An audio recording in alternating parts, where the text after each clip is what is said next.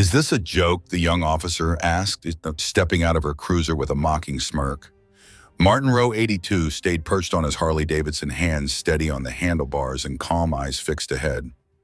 The officers exchanged impatient glances. "License and registration, and get off the bike now, sir," she ordered, one hand already resting on her holstered weapon.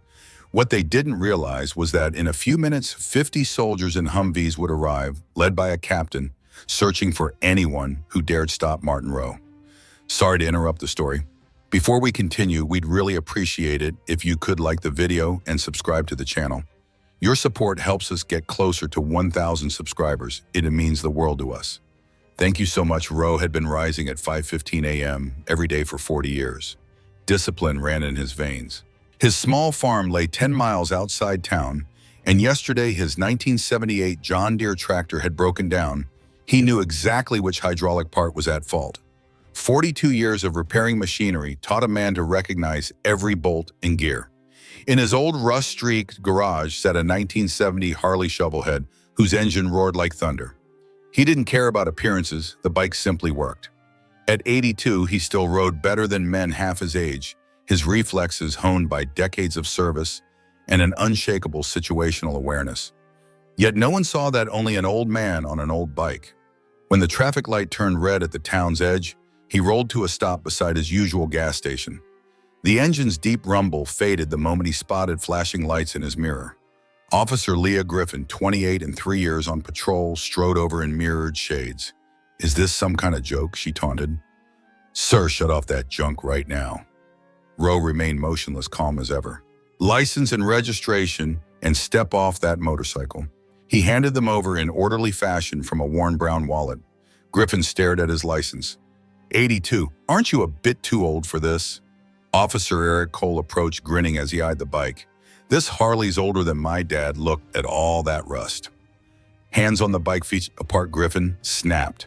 They conducted a needless search, watched by a growing crowd. Murmurs rose. "Mr. Rowe, where do you live?" "On a farm, just off Highway 342. "Alone?" She pressed, eyebrows raised. "I've taken care of myself for 82 years, he replied evenly. "Yes, but don't you think it's dangerous to—" She began trailing off. "Riding that motorcycle at your age could cause an accident and hurt someone." The young officer snapped, stepping forward as he remained seated, hands clasped behind his back and eyes fixed on the open road. "Sir, I'm talking to you. Answer me. Don't you think it's irresponsible to pilot an ancient bike like that at 82? His partner leaned in and muttered. He might be hard of hearing too. "Look at him," barely reacted. The officer raised her voice. "Mr. Rowe, can you hear me? Do you understand?" Onlookers began to murmur. "Poor old man. Don't they have better things to do? And someone ought to call his family." He closed his eyes for a moment, drew a slow breath, recalling far graver dangers faced decades ago, now reduced to public humiliation over a motorcycle. Across the street, the gas station owner, a 58-year-old Gulf War veteran named Harold, stopped cleaning the pump. He'd served the rider politely for 15 years and watched his blood boil as the scene unfolded. He dialed the nearby military base. "This is Harold Reed. I need an officer on duty right away. It's urgent." Back at the curb, the officer's tone sharpened. "Sir, you'll have to come with us to the station." At last he spoke softly, and for what? She didn't hesitate. For inappropriate behavior and failing to comply, plus you'll need a medical evaluation before riding again. He met her gaze with the same patience he'd shown countless recruits. "Let me try," his partner interjected. "Mr. Rowe, you see our concern, don't you? A man your age on that bike is a hazard," he replied evenly. "Hazard to whom me or other drivers I've ridden for 65 years without an accident." "Yes, but at your age, reflexes slow and vision fails," she countered. He could have pointed out his recent medical checkup or daily exercise routine, but he knew he owed no one justification. Meanwhile, Harold explained the situation on the phone. "A veteran is being disrespected. Martin Rowe, age 82. I've known him for 15 years. He's an honest man." The voice on the line paused. "Colonel Rowe," it asked. "Hold on. Mr. Reed, keep your eyes on the scene. We're sending a unit now. Do not let them harm Colonel Rowe until we arrive. We'll be there in 15 minutes. Harold's heart pounded as he realized the man he'd admired had concealed his rank all these years. On the other side of the street, the absurdity peaked when the officer announced, "Mr. Rowe, You need psychiatric evaluation. Get in the car for a hospital check." He remained silent, the weight of a lifetime service unnoticed by those who saw only a frail rider on a rusty Harley. "Get in that vehicle," the officer insisted. "This isn't a request, it's an order." He replied quietly, "By what law?" She hesitated, knowing there was no statute allowing them to detain an elderly man simply for riding a vintage motorcycle, nor to demand a psychiatric evaluation without cause. Yet with cameras rolling, backing down would admit their poor judgment under elder protection rules. He gave a faint, knowing smile. "Officer," he said calmly, "how many years have you served?" She bristled and barked, "Sir, get off that bike." When he refused, she threatened, "Then I'll use force."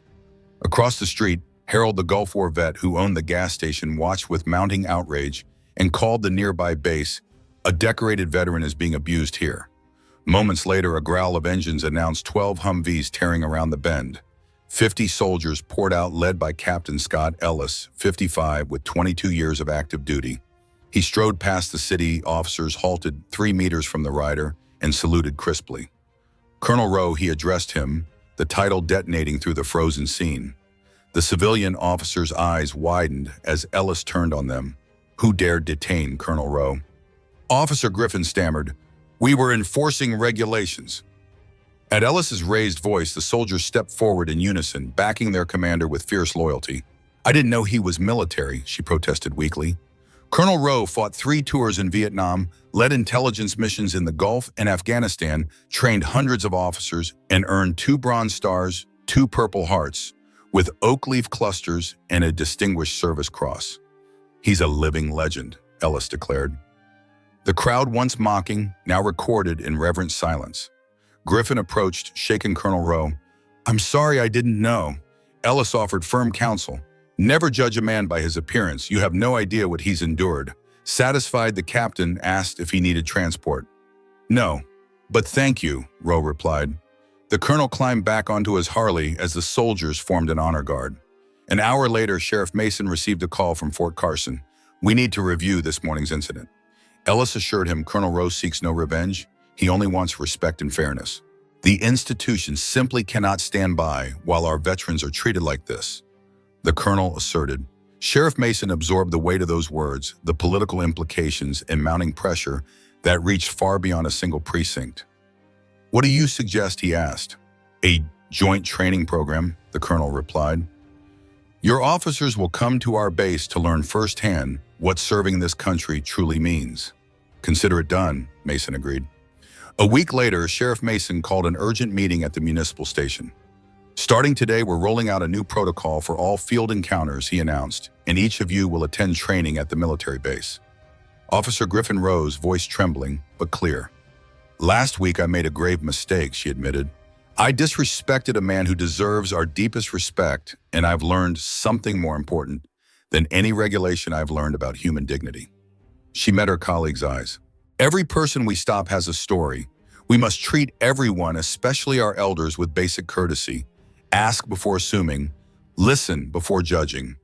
Days later, Griffin drove nervously along Highway 342 until she reached a simple, well-kept homestead, a white farmhouse with rocking chairs on the porch, a riot of flowers by the barn, and a John Deere tractor parked out front. Underneath it knelt Colonel Rowe coveralls stained with grease, working on its hydraulics. His Harley rested quietly in the shade. Griffin parked and approached. "Colonel Rowe," she ventured. He slid out from under the tractor, wiped his hands on a rag, and offered a calm smile. "Officer Griffin, how can I help you? I came to talk, if you have a moment." Coffee inside over 2 blue mugs at a battered wooden table, he nodded. "Of course," he leaned forward. "May I ask why you became a police officer?" "Caught off guard," she replied. "To help people to make a difference." "And how many crashes caused by elderly drivers have you handled?" he continued. "Very few. Most are caused by younger drivers, drunk, speeding, texting." He gave a gentle smile. "Then why did you assume I was the danger?" Silence fell. Rowe stood and gazed at his grazing cows beyond the window. "Respect isn't earned by a badge or rank," he said softly, "but by how you treat others, regardless of age." Griffin glanced outside at the Harley's 1970 shovelhead engine, old, rusty, yet still roaring reliably. "That bike still has miles to go," he observed, "and so do I. In that quiet exchange, she understood true service demands humility and respect, no matter who you face. 5 months after their farmhouse meeting, the precinct's atmosphere had transformed. The Understanding and Respect program, launched in partnership with the military base, wasn't a one-off seminar. It became a recurring requirement for every officer before they hit the streets. Now every patrolman undergoes regular training on interacting with seniors, managing tense situations, and spotting unconscious bias.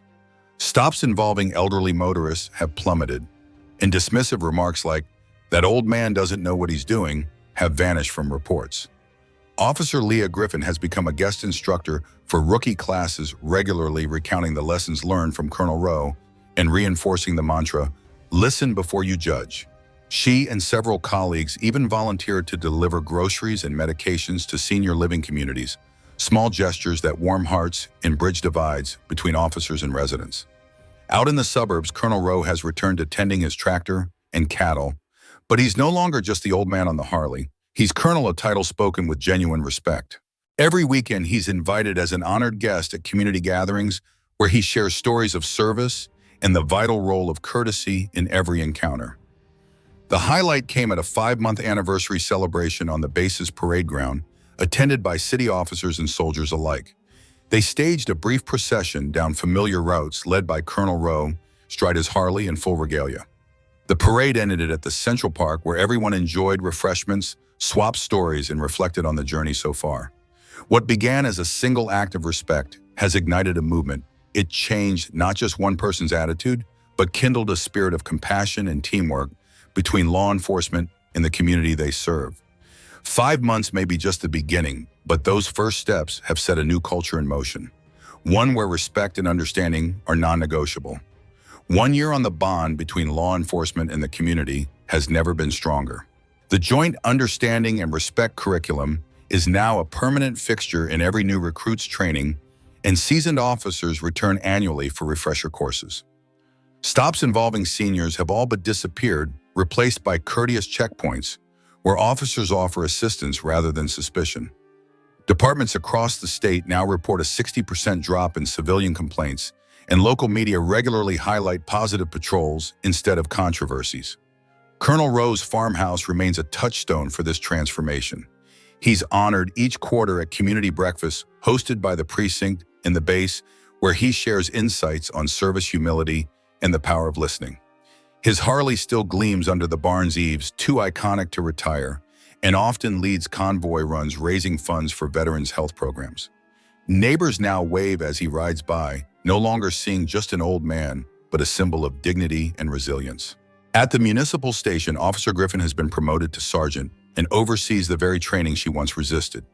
She mentors new officers on de-escalation and cultural empathy, reminding them daily, every person has a story worth hearing.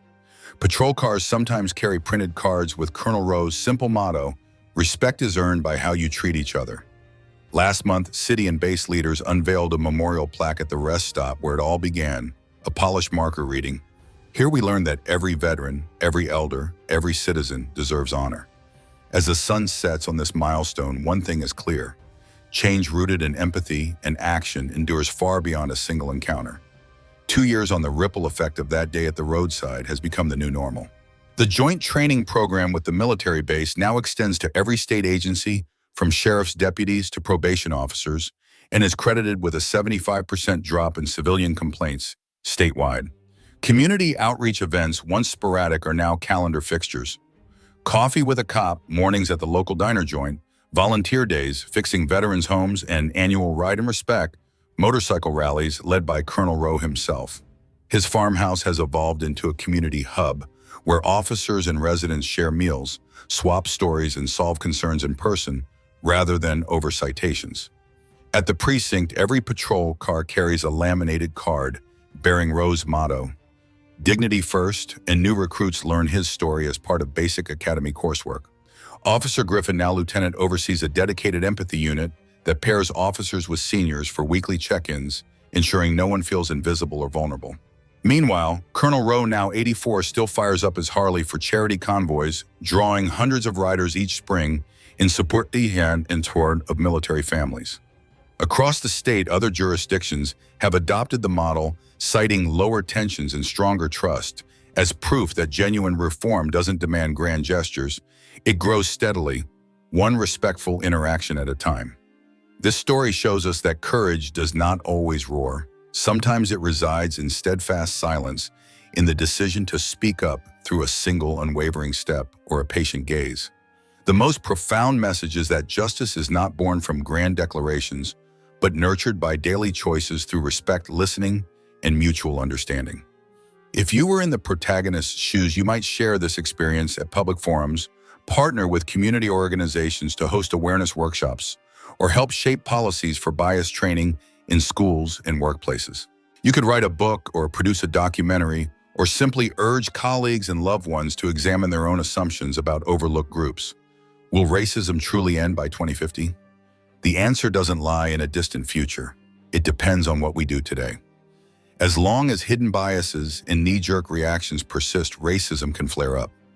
Yet if each of us commits to building empathy, promoting equitable education, and changing even the smallest social norms, there is hope that by 2050, the next generation will no longer suffer discrimination, but live in a more unified society that honors every person's dignity, regardless of age, skin color, or background.